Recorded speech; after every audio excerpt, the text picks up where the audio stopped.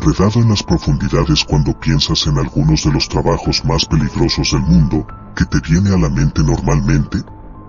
Algunas personas pensarían en la policía o los bomberos o incluso serían más específicas como un trabajador de materiales peligrosos o un técnico en desactivación de bombas. Ahora bien, esos trabajos son peligrosos, no me malinterpreten, pero la mayoría de ellos no piensan en un trabajo que sea aún más peligroso que esos. Buzo de aguas profundas. Ahora bien, cuando le dices eso a la mayoría de las personas, es posible que se burlen o se rían de esto, quizás quieras reconsiderarlo. Somos las personas dedicadas que mantienen las líneas de comunicación entre países. Entonces, si estás en una parte remota del mundo y estás utilizando internet ultra rápido, probablemente tengas que agradecerle a un buceador. También somos los que trabajamos en conjunto con las plataformas petroleras para construir, demoler y reparar estas estructuras para que no haya otro desastre ecológico como el del Golfo de México. Durante los últimos 25 años esa fue mi vida. Hasta hace unos años. Lo que sucedió recientemente hizo que no solo quisiera retirarme, sino mudarme tierra adentro, lo más lejos del océano más profundo. Todo esto comenzó cuando el ejecutivo corporativo pensó que sería una gran idea obtener muestras para una plataforma petrolera que se iba a instalar justo en medio de la nada.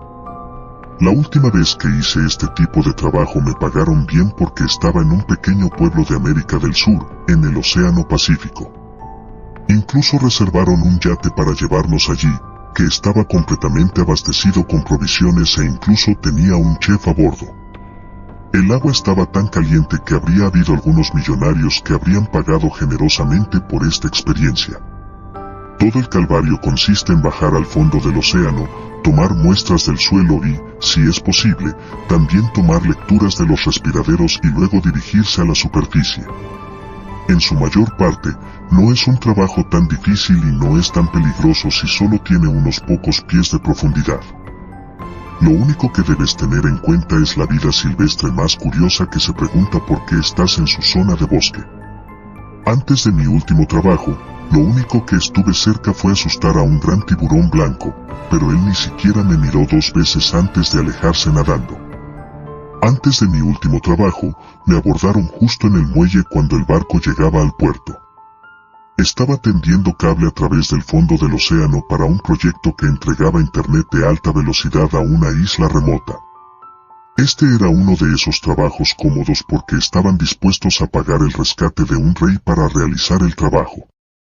Una parte de mí quería subirme a mi camioneta alquilada, conducir hasta el aeropuerto más cercano y tomar el primer vuelo a Las Vegas. El traje me reconoció y corrió hacia mí con la mano extendida. Hola. Me preguntaba si estaría disponible para otra tarea. Este tipo no habría estado fuera de lugar en algunas de las ciudades más grandes, especialmente en el distrito financiero. Le levanté una ceja a este tipo porque me veía demacrado, cansado y tenía unos días de barba incipiente en la barbilla. ¿Necesitas un buzo? Él asintió con la cabeza mientras lanzaba su perorata. Mi nombre es S.R. Takamura y represento a Hatch Industries. Supongo que has oído hablar de nosotros. Hatch Industries era uno de los conglomerados más grandes del planeta y se dedicaba a todo, desde tecnología hasta sistemas de defensa. Intentaban expandirse al sector energético para competir con algunas de las empresas más grandes que existen. Algunas personas consideraron que esto era una medida arriesgada. Sin embargo, pensé que era otro cliente que tenía dinero para gastar. Asentí afirmativamente mientras él continuaba hablando. Parece que nos topamos con un depósito muy generoso de petróleo y gas natural, pero necesitamos que alguien se sumerja para tomar muestras. Usaríamos un dron, pero no tienen la delicadeza que tendría un humano. ¿Estarías dispuesto a ayudarnos? Mi interés se despertó. ¿A qué profundidad es la inmersión? El traje sonrió 1300 pies. Giré sobre mis talones y me alejé porque no tenía tiempo para esta mierda. Me vio alejarme y corrió detrás de mí. Señor. ¿Cuántos años tienes, niño? Dije con un borde de gruñido en mi voz. Me miró con una expresión burlona ¿Cómo? Viejo. Son. Tú. Niño. 26, pero ¿por qué eso importa? Sonreí porque la mayoría de los buceadores te dirían que te vayas a la mierda. Esto es algo que no se puede hacer a menos que tengas algún tipo de tecnología avanzada que pueda evitar que me aplasten como a una uva. Levantando una mano para detenerme, metió la mano en su bolsillo, sacó su teléfono y me lo mostró. El video era de un exotraje blindado que parecía sacado de un cómic. Este es un nuevo traje de buceo que estarías probando para nosotros en el campo. Lo llevamos a profundidades simuladas de más de 1800 pies y el usuario no sufrió efectos nocivos. Me froté la barbilla entonces. ¿Dónde está el trabajo? Recitó un montón de coordenadas, ya que casi esperaba que yo supiera dónde estaba. Cuando no respondí, tocó su teléfono y solo mostró una extensión azul. Todo lo que veo es el océano. Dije bruscamente preguntándome si esto valía la pena. Precisamente. Ahí es donde supuestamente este depósito es el más rico. Pero necesitamos saber si esto va a resultar lucrativo para nuestra empresa o no. Sería bien compensado por sus servicios. Soltando un profundo suspiro pregunté rotundamente ¿y cuándo empezamos? ¿Ahora sí te parece bien? Nuestro barco está atracado más abajo en estos muelles. Si pudiera seguirme. Abrí la boca para protestar, sin embargo, levantó una mano y dijo, si se trata de su vehículo de alquiler, se lo devolveremos mientras hablamos con el tanque lleno de gasolina.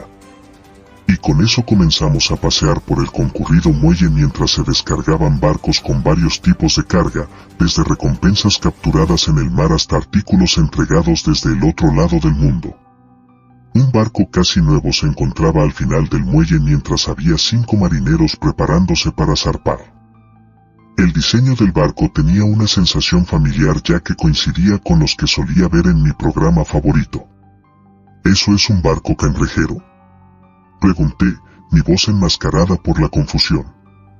El traje caminó junto al barco mientras ladraba órdenes a los marineros pidiéndoles que guardaran el equipo y se prepararan para soltar amarras. Él asintió mientras centraba su atención en su teléfono, que sonó dándole actualizaciones sobre alguna otra orden del día. ¿Por qué un barco cangrejero? Quiero decir, ¿no había ningún barco de investigación científica oceánica disponible? Sacudió la cabeza. No, necesitábamos algo con una bodega de carga que pudiera llenarse con agua. Vas a tener que acostumbrarte al traje y a sus funciones y, dado que no estás capacitado como los otros 2 pilotos, tendrás que familiarizarte con el traje. Esperar. ¿Otros buceadores? Pensé que iría solo. Volvió a negar con la cabeza. Le acompañará un oceanógrafo y un especialista en seguridad. No esperamos ningún problema en esta inmersión, pero es mejor prevenir que lamentar. ¿Entonces estás viniendo? Una parte de mí debería haberse tomado un momento para pensarlo o simplemente decir al diablo y volver a casa.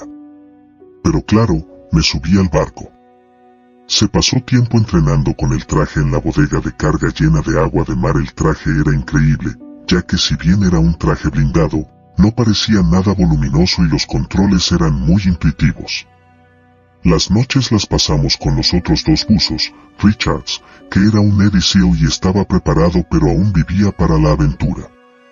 La otra era Jensen, que era la oceanógrafa y parecía que todavía podría estar en la universidad. El viaje habría durado 2 días, sin embargo, debido al mal tiempo, fue necesario un día más. Me había familiarizado con todas las funciones del traje y cómo funcionaban. Cada uno de nosotros tenía un sistema de armas interno en caso de que tuviéramos problemas. Era un sistema de giroreactor diseñado para funcionar bajo el agua, ya que eran literalmente balas propulsadas por cohetes.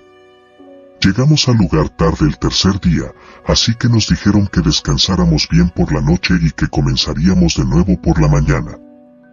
Cuando el sol llegó a la cima del horizonte y todos salimos a cubierta, algunos jadearon y otros gritaron. El mar estaba tan tranquilo como el cristal y no había ni una onda en el horizonte.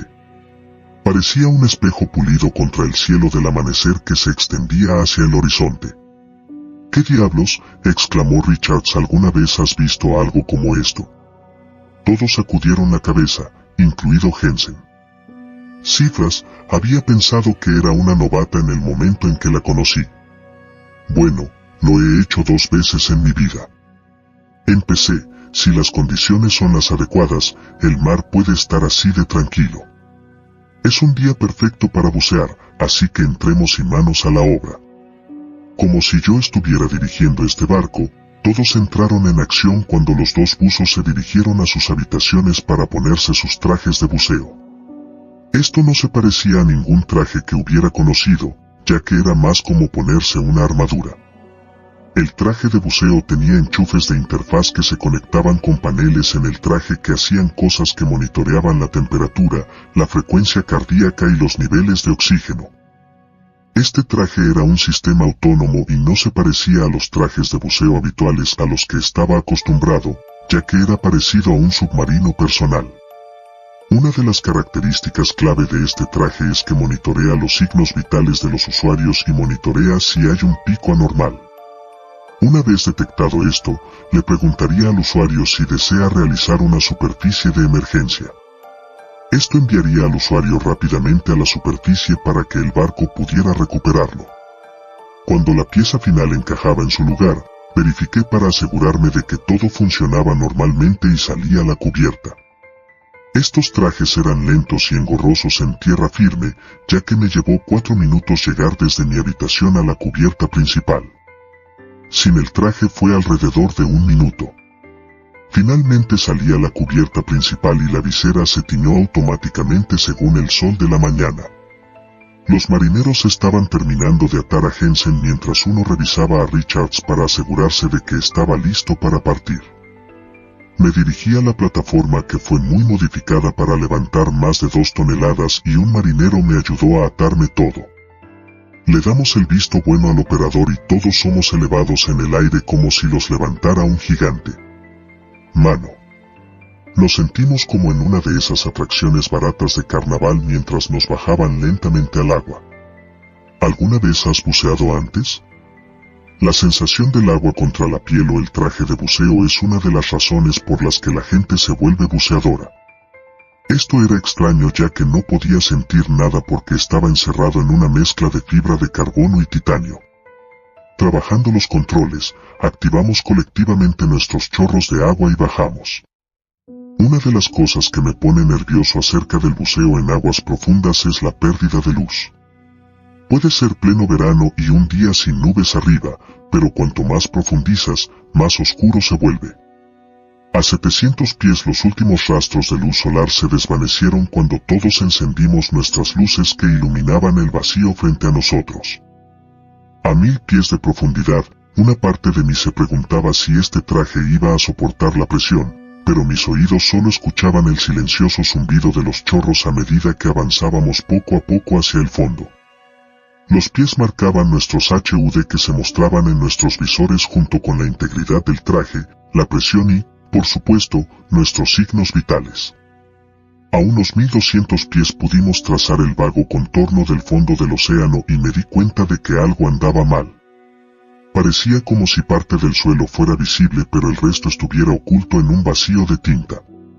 Los últimos metros vimos que estábamos al lado de un acantilado gigante que parecía extenderse hasta el infinito.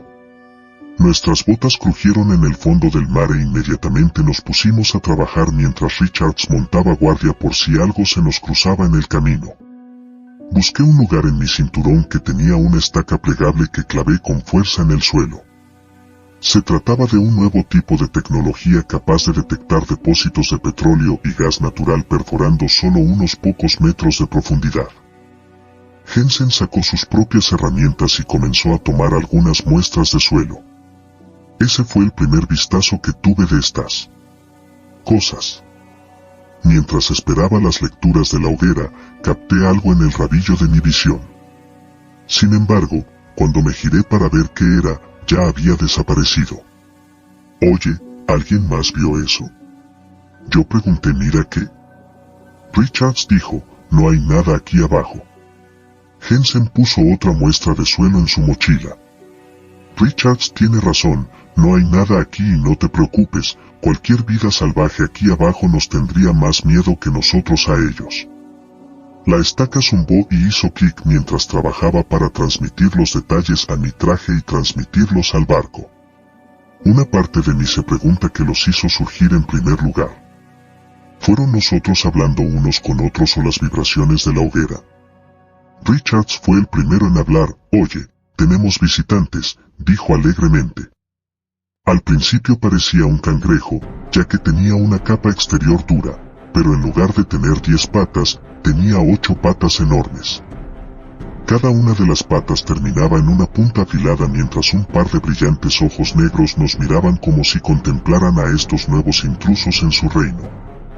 Primero apareció uno y luego dos y pronto se volvieron demasiados para contarlos mientras se deslizaban por los bordes de nuestras luces. Su piel estaba incrustada de percebes y otros detritos para darles una especie de armadura improvisada. Una a una, las criaturas se acercaron más y más, curiosas por sus nuevos visitantes. A medida que se acercaban pudimos ver más de la estructura de su cuerpo. Los ojos brillantes, los colmillos y las hileras los hacían más parecidos a las arañas que a cualquier otra cosa. Hay arañas marinas pero no se parecían en nada a estas cosas. Richard se agachó para acariciar a una de las criaturas, pero ésta saltó fuera de su alcance mientras lo miraba con curiosidad. «Está bien, amigo. No te haré daño», dijo en voz baja. La criatura pareció silbarle pero no pudimos oír nada y de la nada un fino hilo se adhirió a su brazo. Tiró pero la línea no se rompió, de hecho, la capa exterior del traje se dobló y se dobló por la tensión. «Mierda», exclamó, «abran fuego». «Abran fuego». Nivelé mi brazo con el giroreactor dejando escapar una ráfaga controlada que se dirigió hacia la multitud de criaturas. Chillaron cuando mis disparos atravesaron a 6 de ellos mientras algunas de estas arañas destrozaban a sus camaradas caídos. «¿Qué carajo?», exclamó Jensen mientras disparaba salvajemente hacia la creciente masa reunida. Los disparos eliminaron numerosas criaturas, sin embargo, fue inútil ya que cada vez más se llenaron y comenzaron a invadir a Richards. «Malditas mierditas», exclamó, agitándose para sacudirse a estas criaturas de encima mientras algunas crujían bajo sus botas de acero. Eso pareció irritar a la multitud cuando emergieron más mientras yo disparaba ráfagas rápidas para ayudar a disolver la masa. No sirvió de nada cuando Richards gritó, «desperdician a estos hijos de puta», mientras disparaba en rápida sucesión, pero era como tratar de contener un torrente de agua con una tabla de madera. Venían desde el fondo del acantilado, primero fueron docenas y luego cientos, ya que todos sintieron una cosa: miedo. Ronda tras ronda golpeó a estas criaturas y todavía presionaron e intentaron enjambrarse sobre nosotros. Un fuerte grito resonó en mi casco cuando me giré para ver que estas cosas habían derribado a Jensen mientras arañaban la armadura. «No. No». Grité pero ya era demasiado tarde cuando una de las garras perforó la armadura e inició una descompresión explosiva que envió a cientos de estas criaturas a volar. Me derribé cuando mi presión arterial y mi frecuencia cardíaca se dispararon cuando una voz computarizada llenó mis oídos. «Los niveles de frecuencia cardíaca y presión arterial están aumentando. ¿Debo iniciar una superficie de emergencia?» «Sí». Grité mientras los chorros se activaban lanzándome hacia la superficie. Richards maldijo detrás de mí cuando escuché disparos, gritos y finalmente silencio. Solo me llevó 6 minutos volver a la superficie cuando el barco me vio y me recuperó en cubierta. Una vez que abrieron la armadura, caí sobre la cubierta, acurrucándome en posición fetal y farfullando tonterías antes de desmayarme. Me desperté en mi litera un rato después mientras la tripulación me vigilaba. Me preguntaron qué pasó y les inventé una mentira acerca de que el resto de la tripulación alucinaba y se atacaba entre sí. Hatch Industries pensó que esto era un riesgo demasiado grande a pesar de que los niveles eran muy ricos en petróleo y gas natural. Me compensaron bien por mi tiempo y con mis ahorros decentes compré una casa en Ellsworth, Kansas. La razón por la que vivo más lejos de cualquier océano es por lo que vi salir del acantilado. Una pata gigante como las de las arañas se alzó hacia arriba mientras algo más grande quería ver que estaba aterrorizando a sus hijos.